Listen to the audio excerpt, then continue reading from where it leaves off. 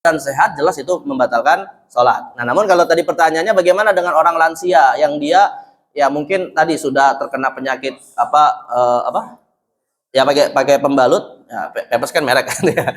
Pakai pembalut, misalnya dia kena penyakit prostat atau kena penyakit kencing manis dan semacamnya gitu ya. Atau wanita yang kena istihadhah misalnya, kan dia nggak bisa mengontrol keluar najis dari kemaluannya. Nah, maka dalam masalah ini Bu, ini termasuk sholat yang hukumnya tetap wajib, tetapi dia mendapatkan uzur tidak membatalkan sholat. Tapi syaratnya apa? Sebelum memulai sholat harus istinja, mengulangi wudhu. Ya, sebelum sholat nih Bu, istinja, membersihkan kemaluannya, pakai pembalut lagi, lalu kemudian ngulangin wudhu, lalu sholat. Di tengah sholat tiba-tiba keluar najis, itu dimaafkan. Masuk kategori orang yang dapat uzur. Ya, tapi kalau normal, masih bisa bedanya gini aja Bu, antara normal sama orang yang sakit. Kalau orang sakit nggak bisa ngontrol, walaupun dia bisa walaupun dia merasa mengeluarkan, tapi dia nggak bisa mengontrol. Beda kalau kita yang sehat. Kita kan kalau misalnya tadi kembali kepada pertanyaan pertama, kalau kita sehat kan bisa nggak kita nahan? Hah? Nah, ya kan masih bisa nahan gitu kan. Nah, itu bedanya kayak gitu aja. Ya, kalau misalnya nggak bisa nahan berarti memang sudah kena penyakit gitu ya. Nah, maka itu insya Allah nggak ada masalah. Dan yang terakhir Bu, sholat duhur asar bacanya dikeraskan. Sebaliknya sholat maghrib isya subuh sholat bacaannya dilirihkan, dibalik gitu. Dibalik. Jawabannya boleh-boleh saja tapi kurang afdol. Karena membaca keras pada bacaan keras, membaca sir pada bacaan sir itu hukumnya sunnah, bukan rukun. Tapi kurang afdol. Contoh misalnya begini Bu, kita misalnya sebagai seorang wanita mau ngajak sebagai ibu ya di rumah ngajar anak belajar sholat. Nah, kalau sekedar ngajarin kan ya mungkin langsung aja praktek gitu kan, bukan praktek langsung aja sholat gitu kan. Nah, tapi akhirnya bacaannya dikeraskan biar anak yang belajar juga ikut belajar. Boleh nggak kayak gitu? Boleh. Tapi kurang afdol. Namun tujuan niat belajarnya tadi itu mudah-mudahan ada nilai pahala sendiri. Ya, jadi sebaliknya Pak, coba saya tanya sama sekalian. Bapak Ibu sekalian, kalau sholat sendirian di rumah, isya, subuh, maghrib, bacanya keras atau lirih? Sendirian. Ada yang keras, ada yang lirih. Tapi kebanyakan sendirian Pak, bukan jamaah. Keras, ini keras. Enggak kebanyakan, kebanyakan. Lirih kan? Kebanyakan lirih kan? Ya, padahal sholat sendirian. Artinya sholat sendirian Pak, kalaupun itu tidak berjamaah, tetap disunahkan maghrib isya subuh itu dikeraskan. Jadi mengeraskan bacaan itu bukan hanya untuk imam saja, setiap orang yang sholat imam atau sholat sendirian ya maksud saya. Ya kalau makmum enggak ya. Sholat sendirian itu pun dianjurkan mengeraskan bacaan. Sebaliknya ketika sholat duhur asar itu tidak mengeraskan bacaan. Nah, ini berlaku untuk sholat sendirian atau bagi imam. Ya, seperti itu. Gitu ya, jadi nggak masalah tapi kurang afdol. Baik, terakhir Pak, mungkin masih ini singkat saja. Kasih Pak Ustaz. Kita boleh nggak mufaraqah gara-gara bacaan Al-Fatihah imamnya berantakan? Atau kita koreksinya dalam benda ini sendiri, dalam lagu orang. Yang pertama Pak Ustaz. Kemudian, masalah sholat ini banyak pertanyaan sebetulnya. Sholat subuh. Tadi Pak Ustaz sampaikan kita harus ikutin gerakan imam. Kalau imam angkat tangan, kita angkat tangan. Kunut maksudnya? Ya, sholat subuh. Misalnya kunut misalnya. Ya.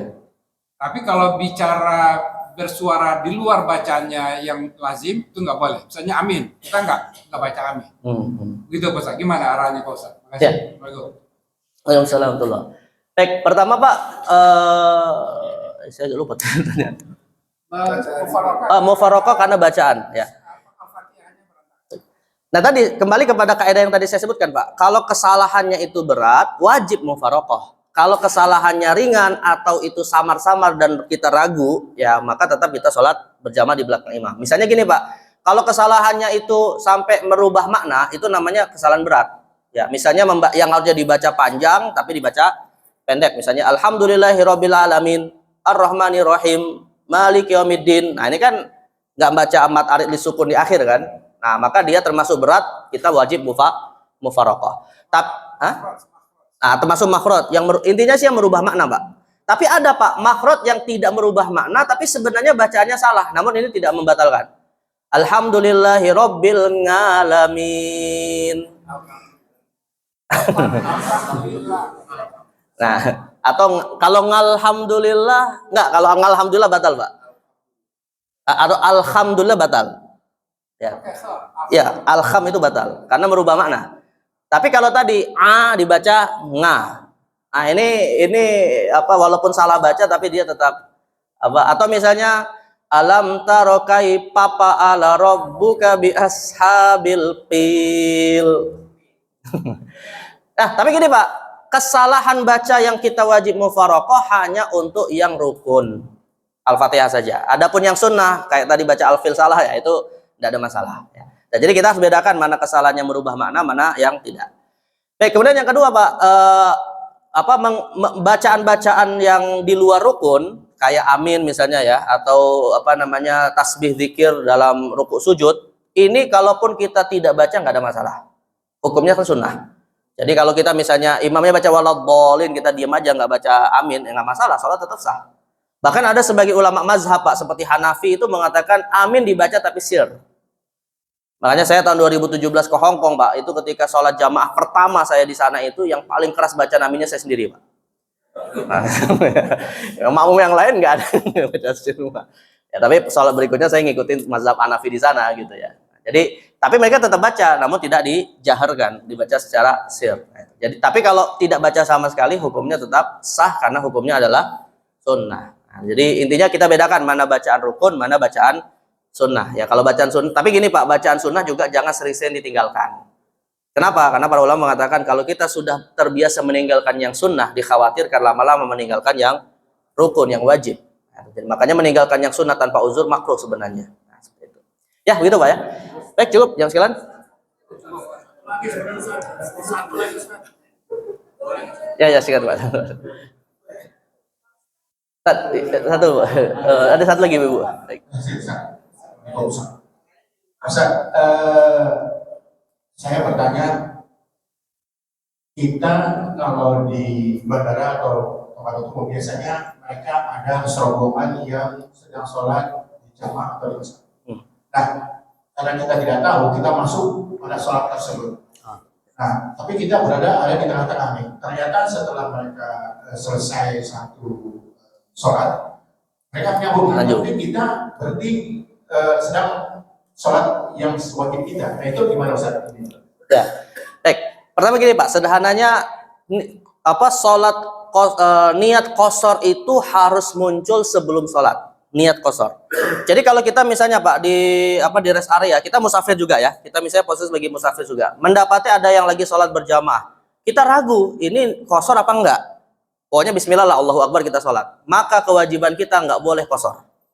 Meskipun nanti terbukti Pak, imamnya qashar. Artinya dalam hal ini kita nanti masbuk 2 rakaat. Ya, kecuali kalau misalnya begini Pak, sebelum sholat imamnya bilang saya mau qashar ya. Nah kita udah tahu bahwa imamnya qashar, maka dalam hati kita ikut qashar. Nah baru boleh kita qashar. Ini yang jadi masalah, imamnya sudah mulai sholat, kita ragu dia sholatnya qashar atau tidak. Akhirnya kita nggak niat qashar sebenarnya. Atau niatnya kayak gini Pak, saya niat seperti imam niat, ya nggak bisa. Ya gimana niat imamnya, kita kan nggak tahu nanti. Maka jadi ketika terbukti rupanya imamnya qashar, padahal kan tadi kita di awal sholat tidak berniat qashar, sholatnya tetap harus itmam. Lawan qashar itu itmam. Maka kita harus menambah 2 rakaat. Tapi sholat yang keduanya Pak, boleh kita qashar. Sholat keduanya. Jadi sholat yang pertamanya saja. Makanya kalau kemudian kita ragu imamnya qashar atau tidak, dan kita ingin qashar Pak, nggak berjamaah dengan imam tersebut. Sholat sendiri saja. Biar kita bisa qashar sendiri gitu kan. Nah itu yang satu. Dan yang kedua Pak, kalau untuk jamaah, niat jamaah itu boleh muncul yang penting belum salam di sholat pertama. Jadi kaidahnya Pak, niat qashar muncul sebelum takbiratul ihram, niat jamak boleh muncul sebelum salam pada pada sholat pertama. Awalnya kita sholat, misalnya sholat duhur Pak, 4 rakaat, ya sampai rakaat ketiga kepikiran, kan saya musafir bisa jamak sholat dengan asar, udah langsung niat muncul jamak, padahal sudah dapat 3 rakaat misalnya, boleh nggak apa-apa. Yang penting, tapi kalau misalnya gini, sudah assalamualaikum, wah saya kan musafir, jamak sekalian, nah nggak bisa. Artinya nanti sholat satunya harus di waktu berikutnya, tidak boleh di jamak. Nah, jadi kaidahnya niatnya harus muncul kapan dan kapan, beda antara qashar dan jamak. Baik, cukup, bagus sekali. Tetap satu. Ya, singkat aja Bu.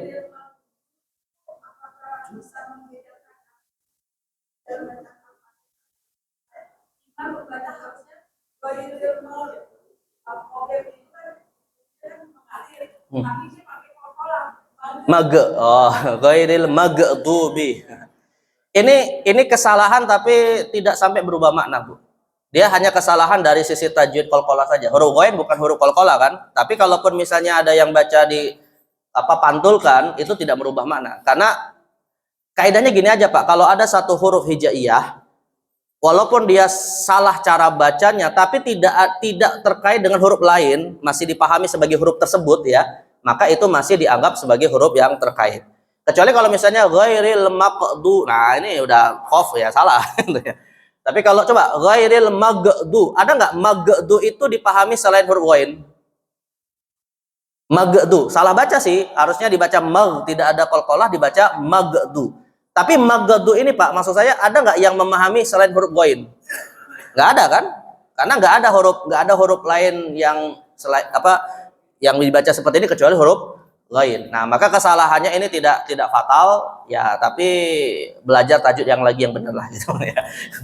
Ya gitu Pak, Bu ya. Baik, mungkin ini kita cukupkan ya, mudah-mudahan bermanfaat, dan mari kita tutup dengan doa kafaratul majelis. Subhanakallahumma bihamdika asyhadu an la ilaha illa anta astaghfiruka wa atubu ilaik. Wa sallallahu alaihi wasallam Muhammadin nabiyil ummi wa ala alihi wasallam. Wassalamualaikum warahmatullahi wabarakatuh. Pak, saya langsung pamit, Pak. Langsung pamit ya. Masyaallah. Mau ke Jati Asin. Ya, Pak. Jangan lupa nih. Langsung.